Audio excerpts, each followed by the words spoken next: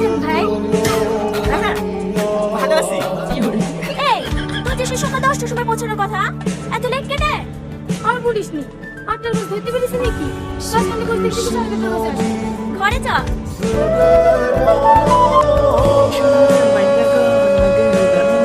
ঠিক ভাবি, পিঠে করেছে নাকি? হ্যাঁ রে, হ্যাঁ তো সেদিকে তুই কোথায় যাচ্ছিস? ওই সেজেছি।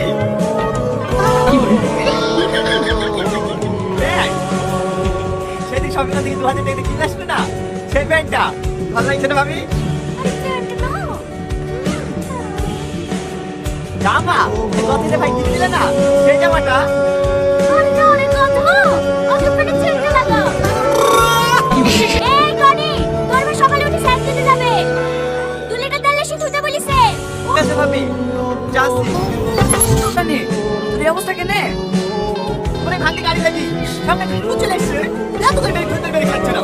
ওরে হ্যান্ডেলটা চালানো থেকেই সাইকেল চালানো কত ভালো। কি গো ভাই, তোমার গায়ে দাদা কি করে লাগলো? ওই একটা ছেলে খেতে খেতে গাড়ি সামনে চলে এসেছিল। আমি ভাড়াটা করতো, ওকে মাথা থেকে এখন এর গর্তে নামে দিয়েছিল। আমার গাড়ি চালানো গেলে কি হইলো? সেটা